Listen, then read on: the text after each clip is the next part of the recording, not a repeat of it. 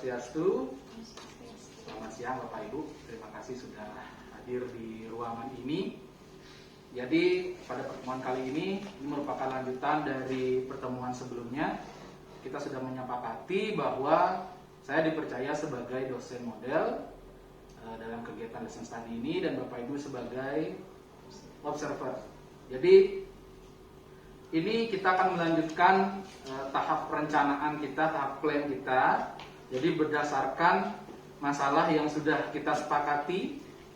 Jadi tentang tujuan jangka panjang yang sudah kita sepakati pula. Jadi analisis permasalahan pertama ini berkenaan dengan cakupan materi di bidang studi telah kurikulum tersebut. Jadi perlu saya sampaikan bahwa bahwa topiknya adalah tentang menganalisis standar kompetensi lulusan kurikulum 2013 di sekolah dasar. Jadi permasalahan pertama yang perlu kita sepakati untuk nantinya diteruskan ke pembelajaran adalah apakah kita perlu menambahkan sebuah materi pengantar. Jadi di awal itu sebelum kegiatan pembelajaran utama, karena topik SKL ini sangat tekstual Bapak Ibu, sangat tekstual. Jadi tuntutannya hanya mereka itu mengetahui komponen standar kompetensi lulusan di SD saja. Acuannya pun hanya Permendikbud sebenarnya yang baku. Jadi menurut Bapak Ibu gimana? Apakah perlu kira-kira? Mungkin dari saya Pak ya. Ya silakan. Selamat siang teman-teman. Untuk pendapat saya rasa kita perlu memberikan materi dulu di awal. Kenapa? Karena standar kompetensi lulusan ini mengacu pada Sisdiknas dan standar pendidikan nasional. Jadi perlu diberikan materi pendahuluan tentang Sisdiknas tersebut dan fungsi SKL dalam penerapan kurikulum. Mungkin ada masukan juga dari teman-teman yang lain. Jadi kira-kira tetap ada materi pengantar gitu ya? Ya, setuju ya. Idealnya seperti itu. Jadi biar ada penekanan di fungsi terutama kan? Iya. Terima kasih Bu, kita sepakati tentang cakupan dari materi itu. Kemudian yang kedua, analisis yang sudah kita sepakati itu tentang metode pembelajaran yang kiranya relevan dengan topik ini, Bapak Ibu. Karena berkaitan dengan metode ini juga berkaitan dengan tujuan jangka panjang pembelajaran kita, yakni adalah pembelajaran yang efektif dan bermakna buat mahasiswa itu sendiri. Menurut Bapak Ibu, kalau karakteristik topiknya seperti ini, kira-kira metode yang tepat itu bagaimana ya? Mungkin ada Masuk sedikit saya Pak ya. Ya. Oke, kalau dari saya, karena ini kan kebanyakan sebenarnya ini lebih ke literasi, ke pemahaman Bapak ya. Ya. Ini kalau kita memang mengajarkan langsung itu pasti akan sering mahasiswa akan cenderung lupa. Hanya mengetahui saat itu saja. Kalau mungkin bisa mahasiswanya mencari sendiri, mungkin bisa menerapkan inquiry based learning. Jadi mahasiswanya yang mencari inquiry sehingga mahasiswanya yang mencari sendiri, dia menemukan sendiri. Dan kita kira cuma memfasilitasi saja. Saya rasa itu akan lebih efektif dibanding ketika kita menjelaskan secara langsung. Menjelaskan langsung. Iya, menjelaskan langsung. Berarti kita fasilitasi dengan bahan Permendikbud itu sendiri. Iya. Tapi tetap pengalaman untuk menemukan informasinya sendiri itu harus ditekankan ke mahasiswanya. Gitu. Berarti kita gunakan basicnya adalah inquiry ya. Iya. Bapak Ibu mungkin ada tambahan? Cukup ya. Saya rasa cocok dengan kita menggunakan basic inquiry karena kegiatannya juga capaiannya itu untuk mahasiswa mampu menganalisis sebenarnya. Cocok ya. Oke, kemudian ini yang berkaitan dengan teaching material juga Bapak Ibu kita perlu bicarakan dan sepakati karena ini yang berkaitan langsung dengan bagaimana pembelajaran itu terjadi di kelas. Jadi yang pertama itu tentang media. Kira-kira kalau media yang tepat untuk karakteristik materi seperti ini, media apa yang bisa menstimulus ya kira-kira? Mungkin dari saya, Ya. dari saya sih mungkin cukup dengan presentasi di PowerPoint sih kalau untuk media pembelajarannya. PowerPoint. Iya, presentasi di PowerPoint. Berarti konten apa yang masuk di PowerPoint kira-kira? Apa berkenaan dengan kurikulumnya langsung? Iya, kurikulum dan SKL-nya itu. SKL itu ya. Oke. Atau ada yang lain mungkin selain PowerPoint? Karena memang ini sangat based on literatur banget. Tidak ya, cukup ya. Medianya kita gunakan PowerPoint mungkin. Kemudian untuk penugasan kira-kira? Mungkin saran dari saya, Kalau tugasnya mungkin berikan laporan analisis, itu analisisnya bisa diberikan sebuah video pembelajaran, jadi mahasiswanya bisa melihat apa saja sih komponen-komponen SKL-nya yang terdapat dalam video itu. Mungkin itu sudah saran dari saya, mungkin teman-teman yang lain ada yang ingin menambahkan. Silakan. Tugasnya berupa laporan analisis. Jadi kita berikan video, kemudian dianalisis apakah video itu sudah memuat ya, pembelajaran dalam video itu sudah memuat SKL gitu. Iya. Menurut Bapak gimana? Mungkin bermakna nggak itu? Analisis ini kan gini Pak, apa namanya, analisis ini agak luas ya. Ketika kita memberikan penugasan itu, ketika kita menetapkan penugasan analisis itu, kita harus memberikan instruksi yang jelas. Jadi ke dalam analisis, seberapa dalam analisisnya, karena kan mahasiswa itu sering menganalisis itu dengan menyatakan apa yang terlihat saja gitu, bukan apa yang sebenarnya ada di sana. Ya. Jadi analisis ke dalam analisis ini, apalagi kita di HOTS ini kan ingin menekankan yang lebih higher order thinking skill. Jadi kedalaman analisisnya itu bisa ditekankan dari nanti instruksi penugasannya itu sendiri. Betul juga ya. Jadi memang ada poin-poin penting yang harus dianalisis. Ya. Jadi biar ada bahan yang dianalisis dengan Ya, betul. kemampuan siswa telah memahami SKL itu sendiri ya. Jadi saya rasa cukup ya untuk perencanaan kita sudah kita bahas. Tinggal kita eksekusi saja langsung dalam pembelajaran. Nanti selanjutnya kita susun bersama lembar observasinya, lalu baru kita eksekusi pembelajarannya. Ada masukan lagi? Tidak? Cukup? Oke, terima kasih Bapak Ibu. Kita tutup dengan Om Santi. Om Santi. Terima kasih.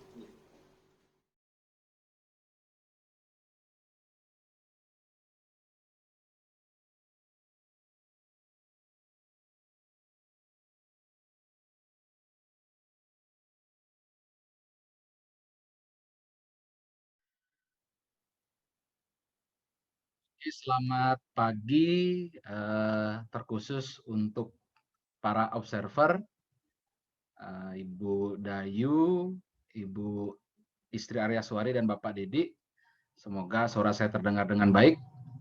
Kemudian juga untuk adik-adik mahasiswa sekalian, mahasiswa PGSD yang saya banggakan, selamat pagi. Selamat pagi, Pak. Selamat pagi, Pak. Baik. Selamat pagi, Semua Pak. dalam keadaan sehat ya. Semua dalam keadaan sehat ya. Sehat, Pak. Pagi, Pak. Oke. Syukur. Jadi terima kasih sudah bergabung di virtual meeting ini. Sebelum kita mengawali kegiatan pembelajaran pada perkuliahan hari ini, mari kita berdoa dulu sejenak ya. Silakan berdoa menurut agama dan keyakinan masing-masing, berdoa dipersilakan.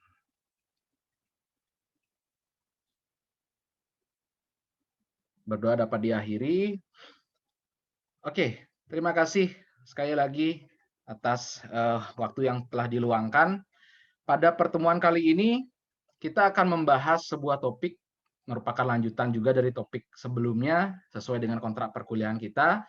Namun sebelum saya menyampaikan ke pemaparan inti, saya akan sampaikan juga dulu bahwa ketika perkuliahan berlangsung, silahkan kamera tetap dinyalakan dalam mode hidup, hanya sound atau suara yang di mute sementara ya. Jadi ketika ingin menyampaikan pendapat atau pandangan, boleh ajukan diri, kemudian buka mute dan bicara.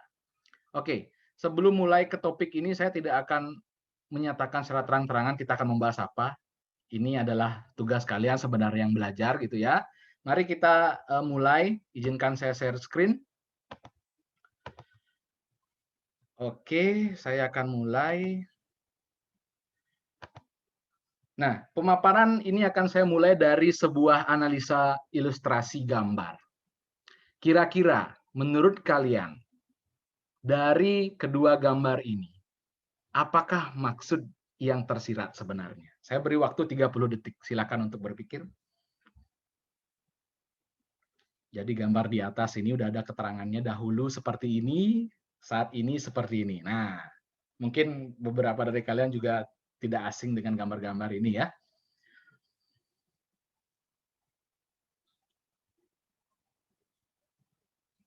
Oke, waktu sudah cukup. Jadi silahkan bagi yang punya pandangan, ingin memberikan pendapatnya terkait perbandingan gambar ini, silakan. Siapa yang mau?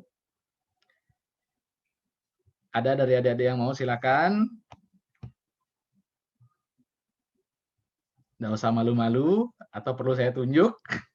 Nggak harus lah ya. Silakan siapa yang mau? Apa kira-kira maksud dari kedua perbandingan gambar ini? Ya mungkin dari Vira, silakan dari Vira. Baik Pak, terima kasih atas waktunya. Jadi dari gambar yang saya lihat, dari gambar 1 dan gambar 2, di mana gambar 1 itu lebih menunjukkan kita belajar untuk mencetak prestasi begitu ya. Tapi untuk pada gambar kedua ini kita lebih ke bagaimana ya? Untuk survive apa yang ada dalam diri kita itu. Oke, Kalau misalnya di dahulu itu kita belajar sendiri untuk meraih prestasi. Kalau di sini saya lihat di gambar kedua ini kita belajarnya bersama-sama dan lebih ke bentuk konkretnya kita belajar. Jadi kita langsung berhadapan dengan alamnya. Iya, terima kasih Dayu Vira. Bagus sekali pendapatnya. Jadi Dayu Vira mengatakan bahwa gambar di atas ini adalah belajar itu untuk prestasi, sementara kalau yang di bawah belajar itu untuk di kehidupan nyata, begitu ya. Oke, bagus sekali. Saya butuh lagi satu saja pandangan dari teman lainnya. Siapa tahu ada yang punya pendapat berbeda atau ingin menambahkan, silakan.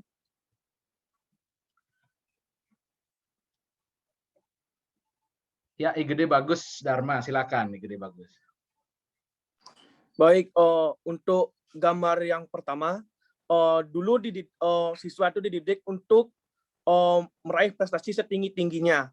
Sedangkan yang kedua itu diimbangi dengan pembelajaran sikap dan praktek untuk di kehidupan nyata, begitu Pak. Sekian dari saya, Pak. Oke, terima kasih. Today tidak jauh berbeda dengan pendapat Dayu Vira. Jadi tepat ya, perbandingan dua gambar ini saya maksudkan adalah untuk menggambarkan bahwa dahulu goal atau capaian belajar seorang peserta didik itu adalah prestasi akademiknya, kognitifnya. Ya, semakin pintar, maka dia adalah menjamin bahwa dia lulusan yang baik. Tapi kalau di era sekarang, mindset modern, apalagi dengan kurikulum 2013, anak SD atau peserta didik itu untuk lulus, dia tidak cukup sekedar pintar atau menguasai pengetahuan. Tapi dia juga harus menjadi pribadi yang cakap dan juga berkarakter. Jadi gambar kedua ini menunjukkan bahwa proses belajar itu diarahkan pada pengalaman nyata yang tidak hanya membentuk pengetahuan tapi juga sikap. Seperti kalau di sini sikapnya adalah kepedulian ya, dan juga kerjasama dengan teman, dan juga keterampilan. Jadi keterampilan untuk membuat sebuah media tanam dan menanam ini di pesisir pantai. Ini kan tanaman bakau dia, gitu ya. Jadi pembelajaran itu dipusatkan pada pembentukan peserta didik dalam segala aspek, tidak hanya pengetahuan saja. Oke, ini berkaitan sebenarnya dengan topik. Nanti kita lanjutkan ya. Jadi inilah yang disebut dengan standar kompetensi lulusan. Nah, ini nggak asing ya tentang standar kompetensi lulusan. Bahwa standar kompetensi lulusan itu adalah yang menjamin atau menjadi acuan dari pembelajaran peserta didikmu dijadikan apa sih, begitu kasarnya. Tapi untuk memahaminya lagi kita akan lanjut ke pembahasan berikutnya. Jadi landasan sebuah SKL itu adalah pembukaan Undang-Undang Dasar 1945, yakni mencerdaskan kehidupan bangsa. Lewat apa sebuah negara mencerdaskan kehidupan bangsa? Lewat apa, Gunawan? Lewat pendidikan, Pak. Betul sekali, Gunawan. Mencerdaskan kehidupan bangsa itu lewat proses pendidikan. Maka itu ada tujuan pendidikan nasional. Ada yang pernah dengar tujuan pendidikan nasional itu apa? Ayo, siapa yang sudah baca apa tujuan pendidikan nasional kita? Saya butuh satu sukarelawan, ayo.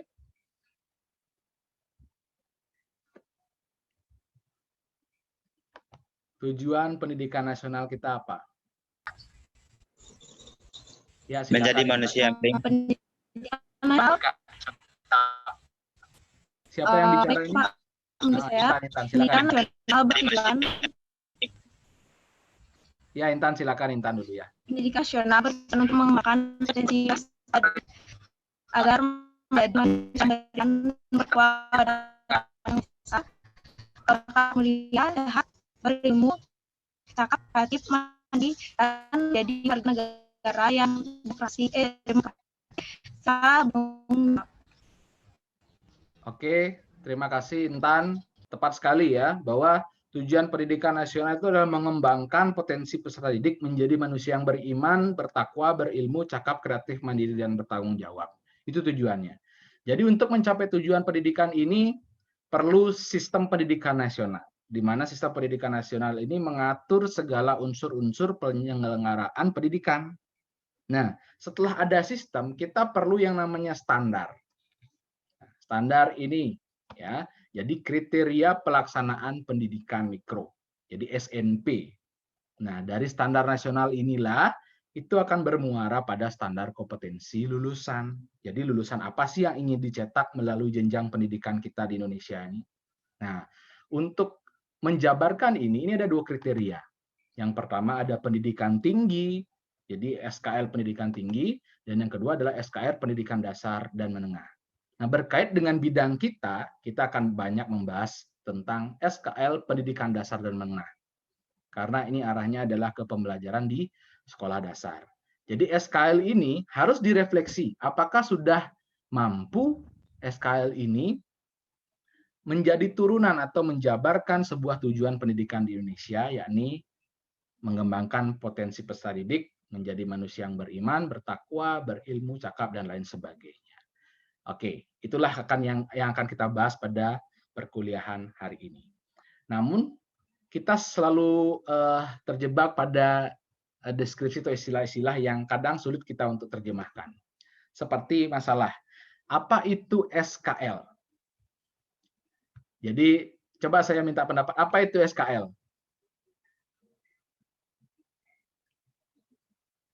Ada yang punya pendapat, punya pandangan apa itu SKL?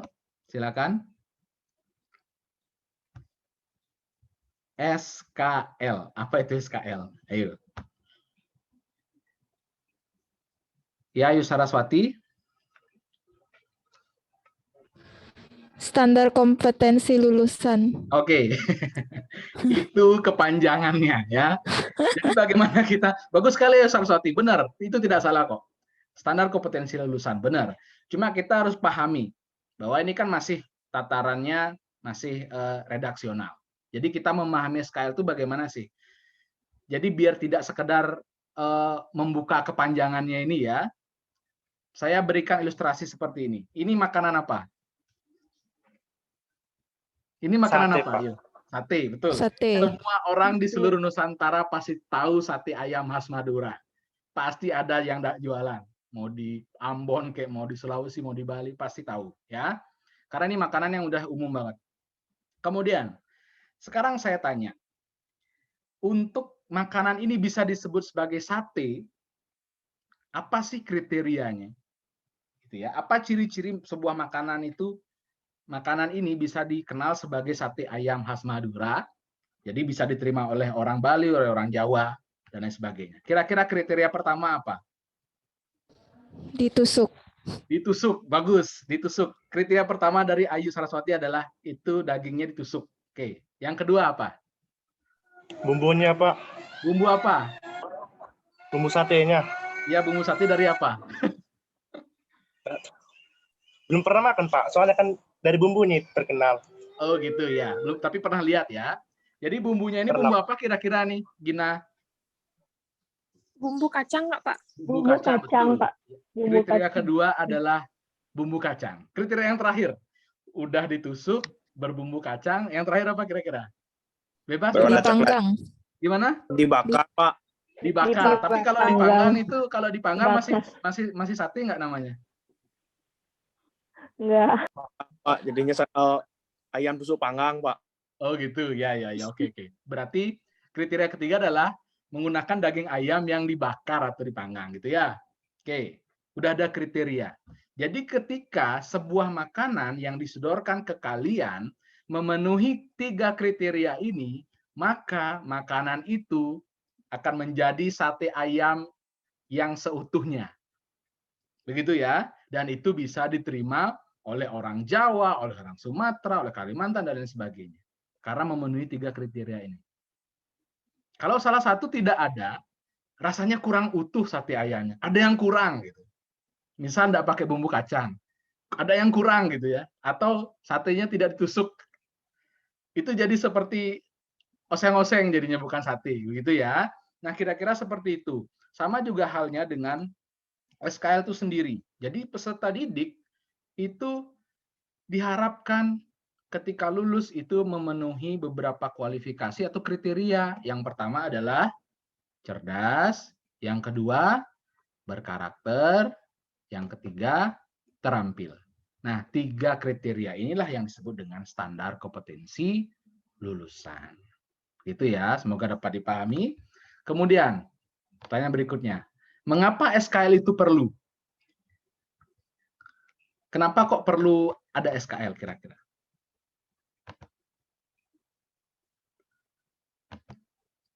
Kenapa perlu ada SKL? Ya, Ayu Widya, gimana menurut Ayu Widya kenapa perlu ada SKL? Ayu Widya, kenapa kameranya macet?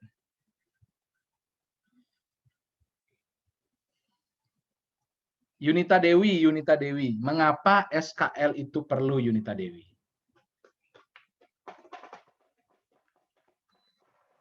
Halo, Yunita Dewi? Ya, Pak. Mengapa SKL itu perlu? Agar nanti lulusan tersebut bisa mengikuti pendidikan yang lebih lanjut. Agar lulusan dari sekolah itu bisa mengikuti pendidikan lebih lanjut. Oke, terima kasih, Yunita Dewi. Sesuai Yang lain? dengan keterampilan, kecerdasan, dan berkarakter. Oke, agar bisa mengikuti yang lain sesuai dengan kriteria tadi ya, cerdas, terampil, berkarakter. Ada pandangan lain mungkin dari teman-teman yang lain? Kenapa SKL itu perlu? Sama semua? Sama pandangannya ya? Oke, jadi mengapa SKL itu perlu? Karena di Indonesia populasi peserta didik itu sangat banyak. Ya, apalagi mereka tuh hidup di daerah-daerah yang berbeda-beda satu sama lain, hidup di kondisi sosial dan budaya yang berbeda, maka diperlukan sebuah standar yang bisa menjadi acuan bagi sekolah maupun guru. Gitu ya. Jadi murid atau peserta didik ini mau diarahkan kemana sih? Mau dijadiin apa? Dan perlu diketahui bahwa SKL itu bukan bermaksud untuk menyeragamkan lulusan, tapi menyeragamkan tujuannya. Ya, karena lulusan ini kan peserta didik ini punya cara belajar yang berbeda, punya passion yang berbeda. Sekarang saya tanya deh cuma sama Yosafat. Menurut Yosafat, antara Yosafat dengan tetangganya Yosafat ini kira-kira hobinya sama apa beda? Pasti beda, Pak. Beda. Kalau Yosafat suka pelajaran apa? Penjas. Suka penjas. Kalau teman-teman lain ada nggak yang tidak suka penjas tapi dia lebih suka matematika? Ada. Ada. Iya, itu bukti bahwa variasi passion, variasi minat dari tiap anak itu berbeda-beda satu sama lain. Jadi kita tidak boleh, guru itu berdosa kalau menyeragamkan lulusannya. Jadi semua itu harus jadi insinyur, semua harus jadi pilot. Itu tidak baik. Ya, yang perlu diseragamkan melalui SKL atau standar kompetensi lulusan adalah tujuannya. Ya, tujuannya adalah menghasilkan peserta didik yang satu apa? Peserta didik yang apa yang dihasilkan perlu? Satu, cerdas. Kedua, berkarakter. 3, Terampil. ya, memiliki keterampilan. Itu luarannya. Nah, dalam SKL sendiri nanti itu dibagi atas 3 klasifikasi itu. Ada sikap, ada apa lagi? Pengetahuan, ada Keterampilan. Wah, bagus sekali. Berarti kalian sudah banyak belajar sebelum mengikuti perkuliahan ya. Oke, sekarang spesifik untuk SKL di SD. Apa saja sih standar kompetensi lulusan untuk siswa SD? Karena capaian untuk siswa SD dengan siswa SMA itu pasti berbeda kan. Nah, sekarang kita perlu tahu apa saja standar kompetensi lulusan untuk siswa SD. Nah, untuk menjawab pertanyaan ini, kalian perlu menganalisis atau mengamati, membedah Permendikbud nomor 20 tahun 2016 tentang SKL pendidikan dasar dan menengah. gitu ya. Jadi filenya akan segera saya lampirkan setelah virtual meeting ini.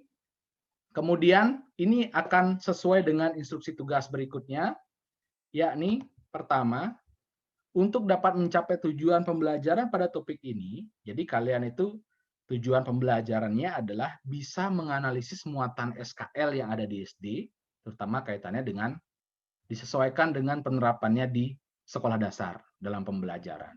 Jadi pertama, amati dan analisislah muatan SKL di tingkat SD dalam Permendikbud nomor 20 tahun 2016. Setelah kalian temukan, jabarkan muatan-muatannya apa saja, disimpan baik-baik, dijadikan dasar untuk melanjutkan instruksi belajar berikutnya. Kemudian saya akan share kemudian video proses pembelajaran melalui sebuah tautan atau link dalam kolom obrolan nanti. Tugas kalian setelah menganalisis komponen SKL, itu analisislah video proses pembelajaran ini. Apakah proses pembelajaran tadi itu relevan dengan pencapaian SKL di sekolah dasar. Lalu yang ketiga, baru buatkan sebuah laporan analisisnya. Jadi setelah mengetahui muatan-muatannya, buat proses pembelajaran disimak, lalu buat analisisnya. Jadi sekian untuk instruksi belajar pada video kali ini, pada pertemuan kita kali ini. Kira-kira ada pertanyaan? Tidak? Kalau tidak, silakan sampaikan. Kalau ada, silakan. Ada atau tidak? Tidak, Pak. Tidak ya, sudah jelas ya. Tidak, Pak. Jadi, Cukup. selanjutnya itu adalah kalian yang menyelidiki sendiri, kalian yang menemukan sendiri. Jadi bukan saya yang menyampaikan apa saja muatan SKL, tapi kalian analisis sendiri dalam Permendikbud ini, kemudian sesuaikan dengan video pembelajaran yang saya bagikan. Bisa dimengerti ya? Bisa dipahami ya? Bisa? Oke, saya akan Bisa, Pak. share link dari saya akan share modul tentang Permendikbud ini dan juga link videonya pada kolom chat di Telegram Group ya. Jadi kita lanjutkan proses diskusi dan pembelajaran kita di sana. Selanjutnya adalah kalian melaksanakan pembelajaran secara mandiri. Ya, tetap semangat dan tetap teliti dalam menganalisis. Nanti ketika tugas sudah selesai, itu dikumpulkan sesuai dengan limit waktu yang akan saya sampaikan juga dalam tautan link nanti ya. Terima kasih sudah mengikuti. Salam sehat buat semuanya. Kita akhiri pertemuan perkuliahan kita secara virtual pada hari ini dengan Parama Santi. Om Santi Santi Santi Om.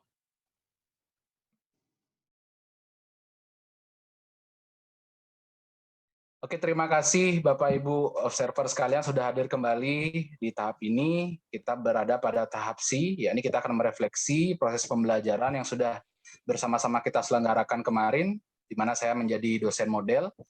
Jadi sebelum saya buka sesi untuk kita mendiskusikan hasil refleksi, saya ingin sampaikan bahwa secara umum proses pembelajaran kegiatan mandiri yang saya lakukan melalui Telegram Group itu sudah berjalan dengan baik, diskusi juga sudah berjalan dengan lancar, mereka sangat aktif, hanya saja ada beberapa mahasiswa yang memang sama sekali tidak terlibat dalam diskusi, entah karena mereka punya alasan masing-masing, namun hasil dari analisis atau penugasan yang mereka laksanakan itu bagus, semuanya hampir bagus dan sesuai dengan harapan tujuan pembelajaran itu sendiri.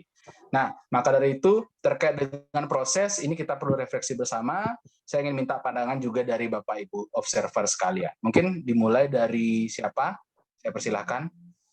Mungkin dari saya dulu, Pak Dwiki. Iya, silakan Bapak Dedi. Oke, kegiatan perkuliahan yang kemarin sudah berjalan sangat-sangat efektif dan juga sudah ada interaksi mahasiswa, walaupun ada beberapa yang belum melaksanakan interaksi sama sekali. Dan juga Bapak sudah menyampaikan tadi bahwa kegiatan atau hasil analisis atau penugasan juga cukup bagus. Namun, interaksi kita tidak bisa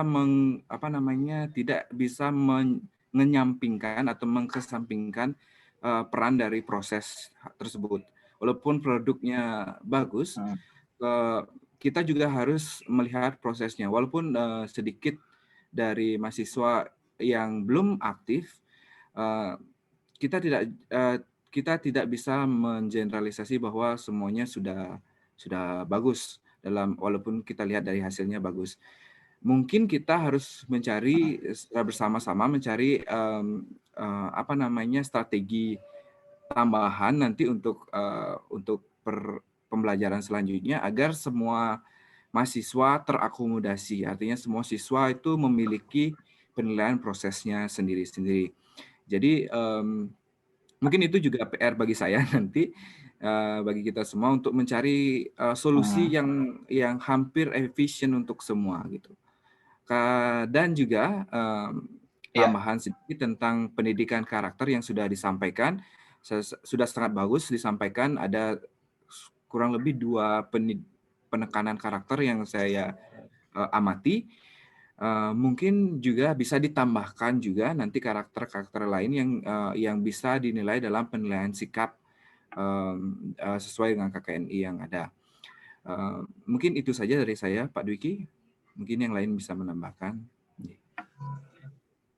Ya, terima kasih Pak Dedi refleksinya. Ya, menjadi PR juga dalam benak saya bahwa kita perlu kayaknya ada kolaborasi metode atau teknik mengajar tambahan agar bisa memberikan peran yang rata kepada semua mahasiswa. Jadi semua bisa aktif. Tidak hanya di hasil bagus, tapi proses juga. Itu Pak Dedi ya. Oke, sekarang saya mungkin dari ibu-ibu observer yang lain, silakan. Dari saya mungkin ya Pak Dwiki. Silakan Ibu Dayu. Ya. Jadi sesuai pengamatan saya, proses pembelajaran yang Pak Dwiki lakukan secara keseluruhan sudah berjalan dengan baik. Dari pembukaan, isi, sampai ke penutupan pembelajaran sudah sesuai dengan rancangan yang sudah kita sepakati. Jadi baik itu materi, metode, maupun proses asesmennya sudah sesuai semua. Namun, di sini yang perlu kita tingkatkan adalah pemanfaatan media oleh mahasiswa selama proses pembelajaran. Jadi saya rasa itu penting, Pak. Misalnya, mahasiswa dapat diberikan tugas untuk memecahkan sebuah masalah dengan menemukannya di suatu media. Jadi mereka mencari sendiri apa yang menjadi masalah tersebut. Bisa dari internet, laptop, misalnya HP, atau buku referensi yang diberikan. Itu mungkin dari segi proses pembelajarannya. Kemudian dari sisi mahasiswanya, mereka sudah cukup aktif selama proses pembelajaran dan mereka mampu mengemukakan pendapat mereka dengan baik. Dan alangkah baiknya jika pendapat mereka itu didukung dengan fakta yang memang mereka dapatkan sendiri. Nah, disinilah nanti peran media tersebut yang sudah saya sampaikan sebelumnya tadi, yaitu dari internet atau referensi yang lain. Mungkin itu tambahan yang bisa didapatkan, Pak. Dari saya cukup. Terima kasih Bu Dayu. Saya sependapat dengan Ibu Dayu bahwa harus ada diselipkan proses belajar yang dimana mereka sendiri yang mencari referensi begitu ya. Ya, terima kasih Bu Dayu atas refleksinya untuk kita bersama juga untuk kedepannya. Kemudian terakhir dari Ibu Aya mungkin disilakan. Baik, terima kasih Bapak Dwiki. Apakah suara saya sudah cukup jelas?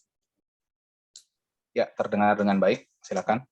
Mungkin sebagian besar sudah disampaikan oleh teman-teman observer yang lain ya, bahwa memang proses pembelajarannya sudah berjalan sangat baik dari tahap pembukaan, isi, dan penutup.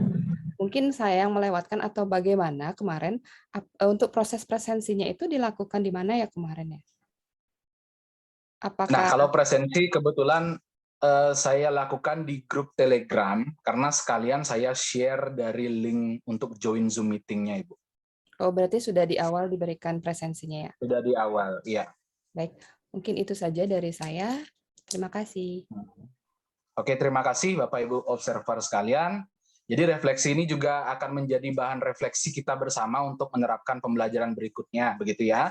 Semoga ini bisa menjadi awal yang baik Bapak Ibu buat kita bersama sehingga bisa merancang dan melaksanakan pembelajaran yang lebih bermakna untuk mahasiswa kita semua. Terima kasih atas atensinya.